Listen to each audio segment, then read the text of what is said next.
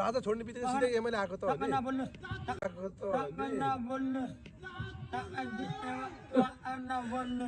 hello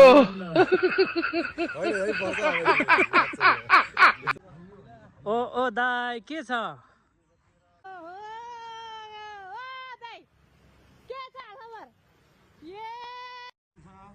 ए ल त ल हाम्रो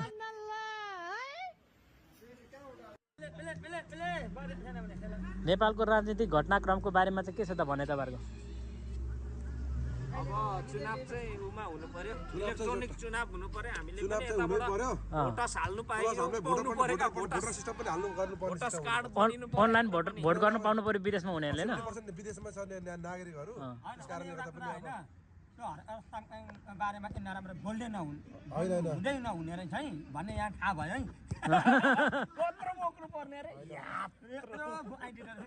हैन हैन मेरो त्यति छुट्टो भएन नि काम छैन क्या मेरो बस्नु न ठाउँमा पुग्यो भन्दा तपाई मात्रै बोलेर हुँदैन नि किन यहाँ सुन्नु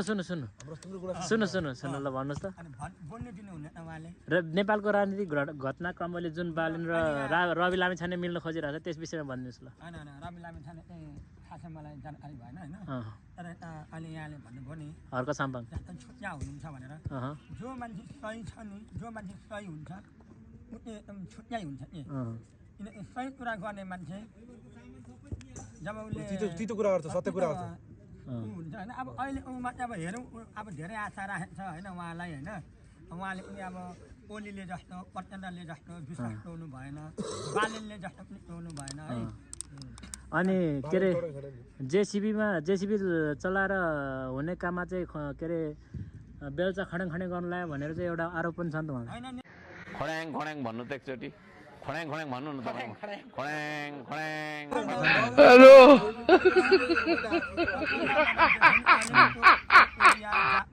के अरे समग्रमा भन्नुपर्दा हर्क साम्बाङको सपोर्टर हुनुहुन्छ तपाईहरु सपोर्टर हैन एकदम फ्यान पनि हो अहिले उमा हैन अब राम्रो काम गर भने हामी सबै हो न त राई लिम्बू मगर मंगोलिङ आर्यन राम्रो काम गर भने हामी जो आए पनि जुनै आशा आए पनि हामी सपोर्टर हो चाहिँ के पहिलाको चाहिँ कुन पार्टीको तपाईँ सुरेश दाइ चाहिँ म अब भन्नु पर्दाखेरि एमाले हो प्योर एमाले हो हामी भने पहिला विद्यादेवी हाम्रा अहिले राष्ट्रपति हुनुहुन्छ ओके एकछिन अब गङ्गा लुङ्गा चाहिँ कुन पार्टीको हुनुहुन्थ्यो पहिला नेपाली कांग्रेसको कांग्रेस यता अनिल दाइ हामीले एमाले थियो पहिला एमाले मदन भण्डारीको पालाको भनेपछि बाजेको पालादेखि नि हैन हुन्छ किन हुँदैन भरे मान्छे बसेपछि हुन्छ लामो वार्ता अन्तर कार्टुन बनाएर आउने हामीहरु तिमीले हाम्रो के कार्टुन बनाउन खोजेको हैन तपाईँ तिनटा मङ्की तिनटा बादरहरु बुढा मध्येको हैन एकछिन बुढा मत कहो भन्ने हो एउटा कुरा नि तपाईँ एमाले हुनुहुन्थेन तपाईँ एमाले हुनुको कारण चाहिँ के रहेछ त पहिला तपाईँ केमा प्रभावित हुनुभयो एमाले अब केमा भन्दा पनि अब यहाँ नै जब हामीलाई अब हैन जब अब हामी राजा छोड्ने बित्तिकै सिधै एमएलए आएको त हो नि